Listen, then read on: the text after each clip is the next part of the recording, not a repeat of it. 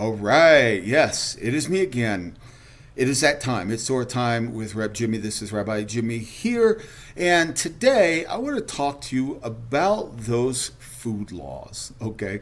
Talk to you about those food laws and why were those food laws given to us and what is the purpose behind them and try to clear up some misunderstanding. And if you're a little bit confused, if that doesn't make a whole lot of sense to you, you're not alone. Because even the rabbis have associated these commandments as a hukim, or in the singular, it's called a huk. These are commandments that are given ultimately by God in His wisdom, but that is ultimately beyond our understanding. Something that we can't necessarily comprehend, but we just are obedient because God is faithful. God knows what He's doing. He gives these commandments to us, and we should be faithful and obedient just because God gave them, and for no other reason. But that doesn't mean we can't speculate, and that's what I want to do here today: is kind of speculate a little bit. And what does it mean? These certain animals are unclean to eat. I think it ultimately goes back to the nature of the animal. One of the things I hear oftentimes from my Christian brothers and sisters is that it's about the physical cleanliness or uncleanliness of the animal. It's about possibility of food contagion, food poisons, that type of thing. And now that we know how to cook our food better, right? That now there's no danger of that. Well, one, that's pretty foolish because they knew how to cook food. Even during the time of Moses, they knew how to cook food. They knew how to cook food thoroughly. Okay.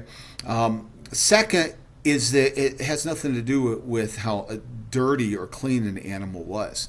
It has nothing to do with food poisoning or getting trichinosis or anything like that.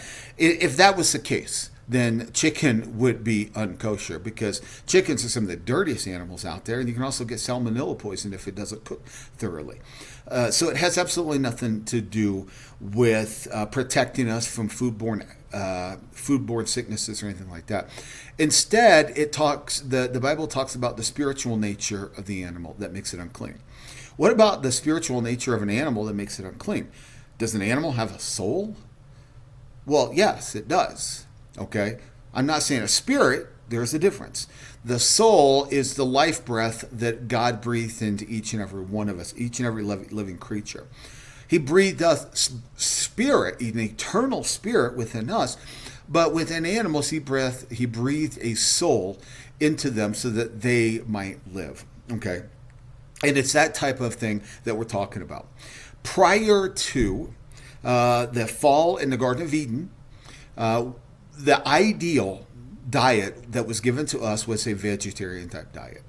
But after the fall of in the Garden of Eden, man was exiled from the Garden of Eden. And once man was exiled from the Garden of Eden, it was not just man, but it was nature itself. It was the earth itself, the world itself, that became exiled. The nature of all creation changed. Some creatures, their nature changed pretty radically. Okay? For example, like I said earlier, a few moments ago, the ideal diet was a vegetarian diet. However, once sin entered the world, we were given permission to eat meat. We were given permission to eat various kinds of meat, but only certain types of meat. In fact, in Genesis, we are told that to mankind, that the major prohibition against eating any type of meat was to drink the blood or to eat the blood of the animal. Why is that? Because the life is in the blood. And God said, life is in the blood, you shall not eat of it. Instead, you shall pour it to the ground. That was ultimately given to all mankind. Do not eat of the blood. But to Israel, He spoke further. And He says, here are animals that I do not want you to eat of. Okay? Regarding mammals, it must have a split hoof and it must chew the cud. What does that have to do with anything? How is that? What is it about the spiritual nature of those creatures that is different than the others?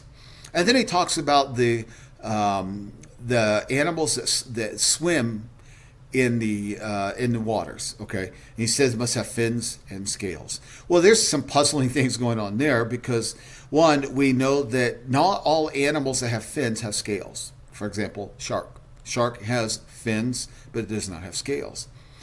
But all animals that have scales also have fins. So why the extra? Why state that an animal has to have fins and scales? We're going to look at that in just a moment, and we're ultimately going to look at what how some of the rabbis explain that to us, and try to speculate a little bit. But first, let's speculate on mammals and why God commanded that there are certain mammals that are unclean for you. As I said, once sin entered the world, the nature of the world changed, and that includes mammals as well. And in other words, death entered the world. Prior to that, nature was different. But once death entered the world, death is unclean. Death is unholy.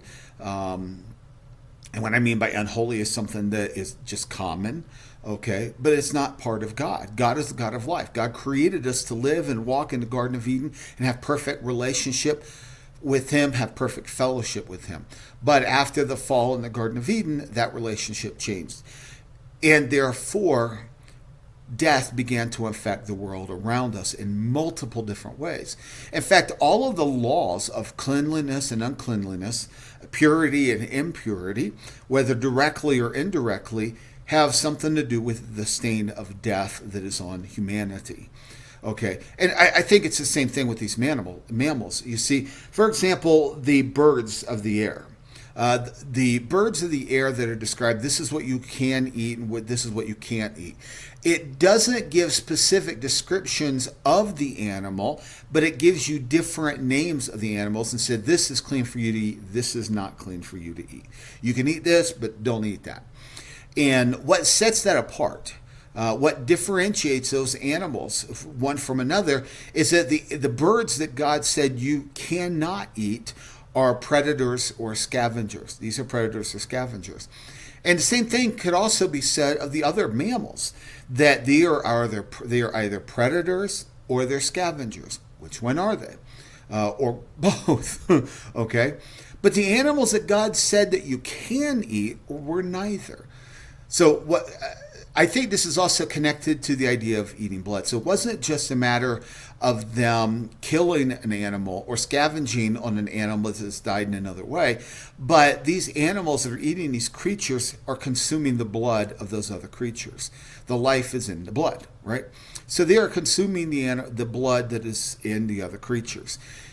Because of that, they are unclean for us to eat as well. So God says, I do not want you to eat them either. Instead, when you slaughter an animal to eat that is kosher, you shall pour that animal's blood to the ground. Let it be poured to the ground, right?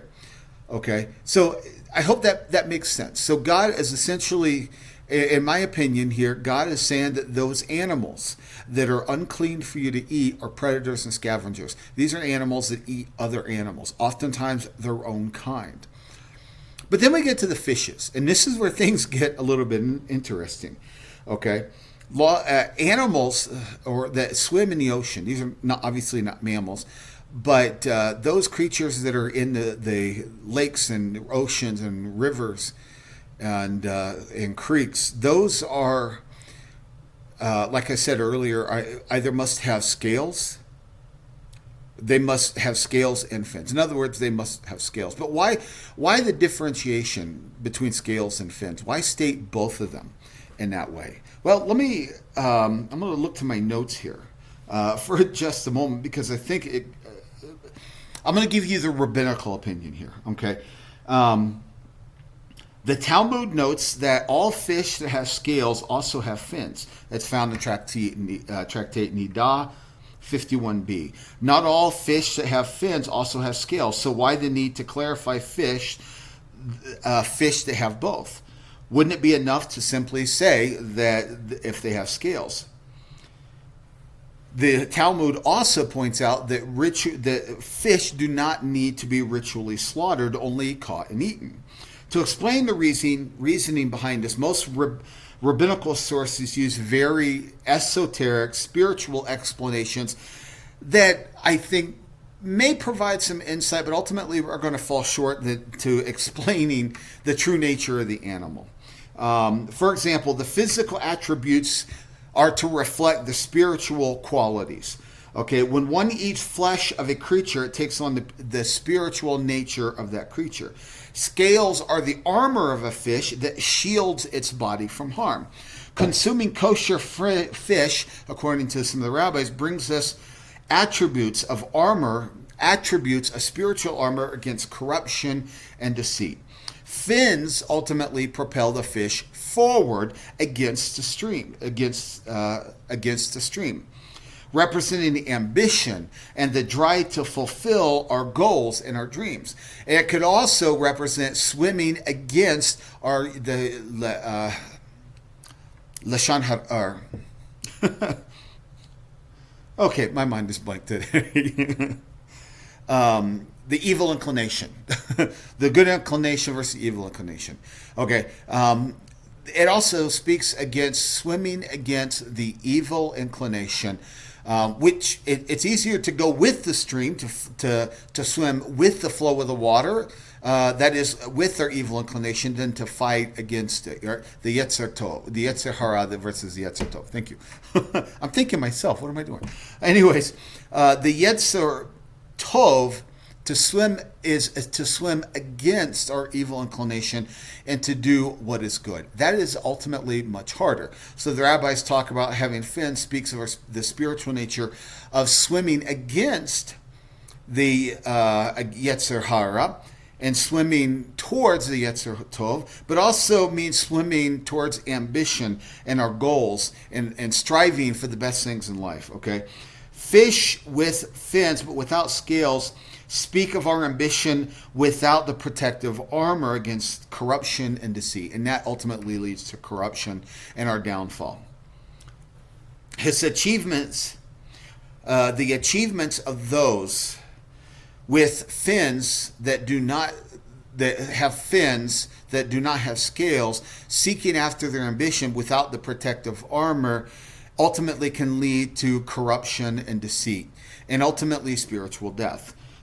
Creating ambition and confidence in our children does not guarantee their moral or integrity, success, or honesty. Oh, they may be successful financially, influentially, but it doesn't guarantee their success morally and ethically and spiritually.